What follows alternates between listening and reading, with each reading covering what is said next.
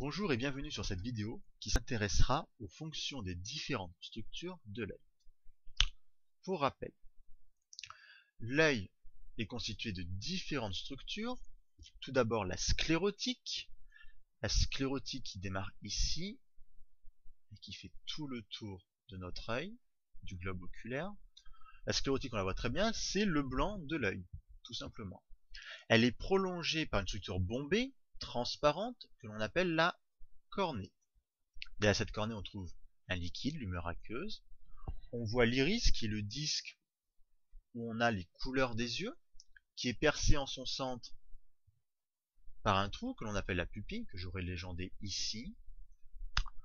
On a également le cristallin, qui est également une structure transparente, reliée via des ligaments ici et là, à la choroïde. Choroïde qui est donc plaquée à l'intérieur contre la sclérotique. Également tapissé au fond de l'œil, sur la choroïde, un autre tissu, la rétine. Cette rétine est le point de départ du nerf optique. Maintenant, on s'intéresse à deux structures.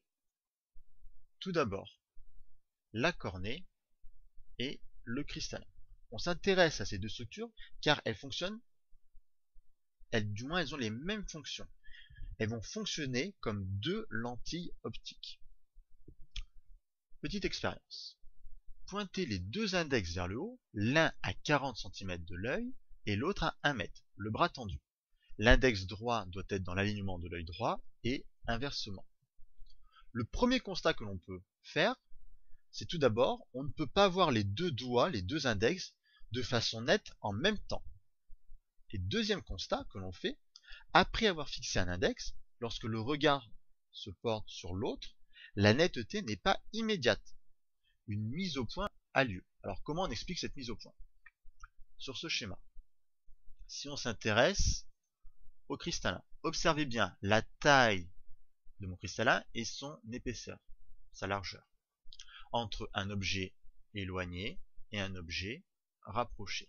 Et bien quand je rapproche un objet, mon cristallin diminue de taille et s'épaissit.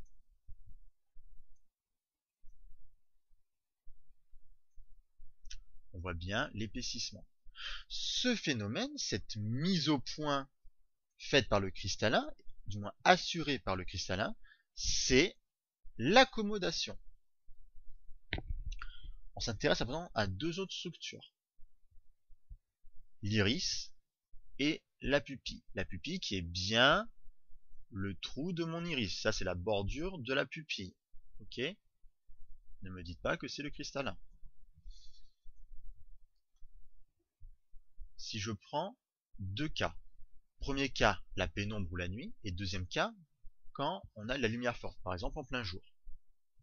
Et bien, quand la luminosité ambiante est forte, l'iris se contracte, la pupille est donc rétractée, ce qui diminue l'intensité lumineuse qui vient frapper le centre de la rétine. Inversement, lorsque la luminosité ambiante est faible, l'iris s'ouvre.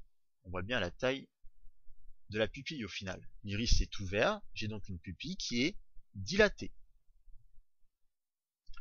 Donc, la fonction de l'iris, c'est de modifier la quantité de lumière qui rentre au sein de l'œil selon la luminosité ambiante, forte ou faible. Je vous remercie de votre attention.